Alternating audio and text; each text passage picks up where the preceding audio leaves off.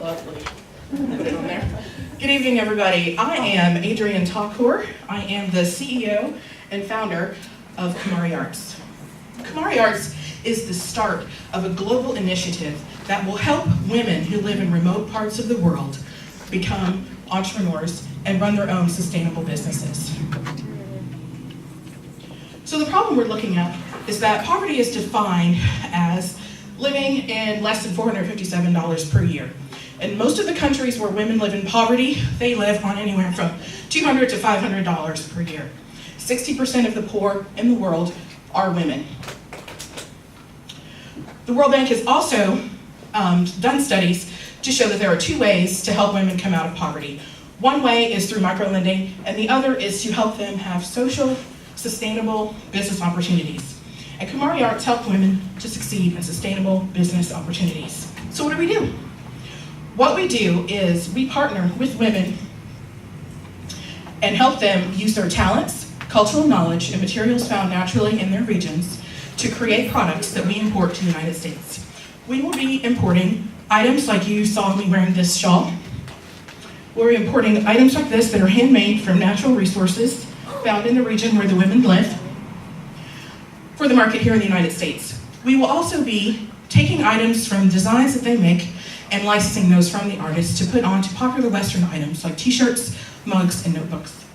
The first region that we're going to partner with is the Mithila region of India and Nepal. It's kind of like the Appalachia of South Asia, in that it's a region that is particularized by its own culture, language, art style, and people. But it is also like Appalachia in that it is underserved by resources and is stricken with poverty. So what we've done is we've partnered with women, and we have 5 artists on staff right now, who will create art items for us.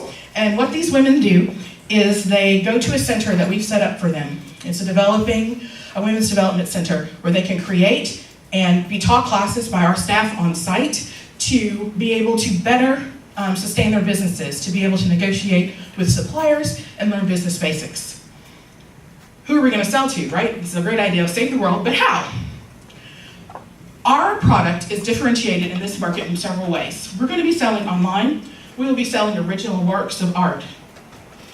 Our competition is usually only available online, and they only sell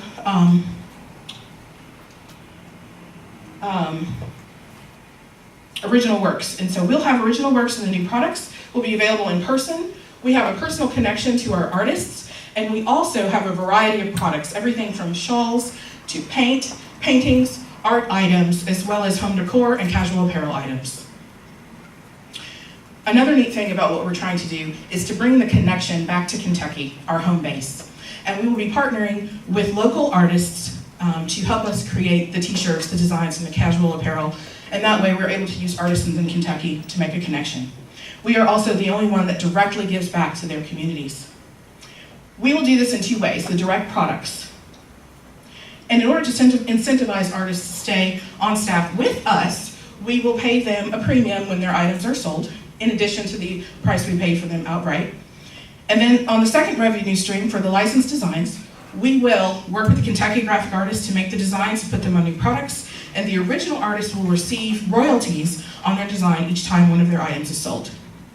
Our leadership team is me, as you see. I'm a proven entrepreneur. I've owned 3 businesses in Lexington over the last 5 years. I grew up in the antiques and arts business with my father. My husband is from the culture, and I lived there for over 2 years, and we've been proven entrepreneurs in this market. So, what about our business? Kumari Arts is already profitable. With our initial investment of about $265 starting in September 2015, we have sold about 50% of the items we originally purchased with a 156% ROI. Our items will be sold with a 50% to 400% markup, depending on the type of item. We have some items that we will buy for 50 cents that we can sell for $5. We have some items that we'll be buying for $15 that we sell for $60, so it just depends. The markup will be slightly smaller on items that are licensed because we'll have more costs here and they'll be priced accordingly, and I expect that those markups will kind of cap out at about 150%.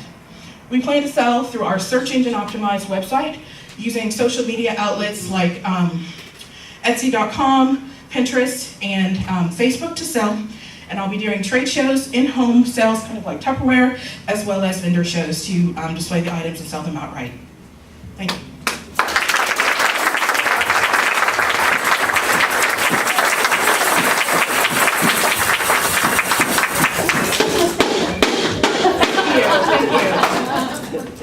So have you already engaged with Kentucky Craftsmen to do licensing arrangement?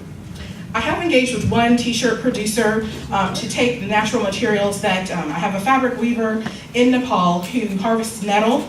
Stinging nettle is what we know it here. She harvests the threads and she can send it to a garment manufacturer in Nepal who will then send the fabric bolts over here to create t-shirts, skirts, and casual jackets.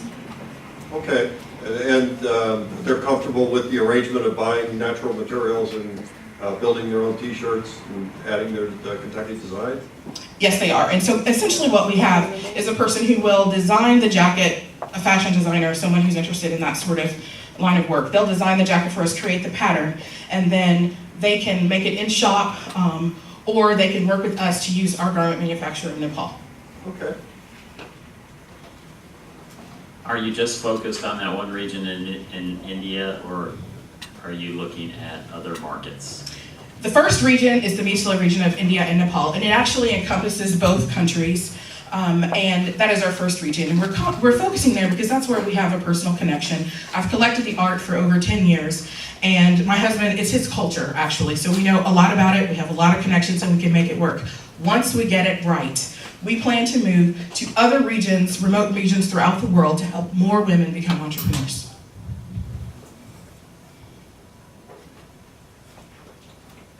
What do you think assuming things go well, what do you think the size of the potential market is for this, say, in the next 3 to 5 years? In the next 3 to 5 years, the market is, there's competition in the market, but I don't see that as a negative thing. We have people who have local boutiques who sell particular items from different countries, all the way up to everything like Walmart or Pier 1 Imports who sells things. But what we have is a local market in Kentucky that appreciates handicrafts, that appreciates hand-sewn, handmade, high-quality items that are unique. And our target market is anticipated to be men and women over the age of 25 who have a college education, who are interested in sustainable products that are responsibly made by women. Our in-home shows will target women because women like to buy in intimate settings, and women also like to buy in a way that supports other women and people who believe like them. Men do the same thing, but let's face it, home decor and casual apparel is usually the women's purchase. So you use the word entrepreneur for your partners in the Mithila? How do you Mithila. Mithila region. So what sort of royalties flow back? If my design is preferable to another artisan's design, do I profit from it? Yes, the idea is for them to profit from it. We all know that artists have a hard time making a business from their work. However, these people have a talent and a tradition and a cultural knowledge that is not already being marketed in the United States, this region specifically, which is one of the reasons why we think it's great to be first. And so we will purchase the item outright, and we'll help them price it to include all of their overhead costs. If their design is licensed, we will purchase the license for a fair fee. It's a 2-year license, a 5-year license, an unlimited license. And then we will give them back a percentage price of what we sell. So let's say we sell 1,000 t-shirts with this particular design on it, then they will get a certain percentage. And the percentage will be determined by how well it sells, and a five-tiered quality control document that we have that talks about the artistry, the neatness, the popularity, and the relationship with the artist. Awesome. Thank you very much. Thank you.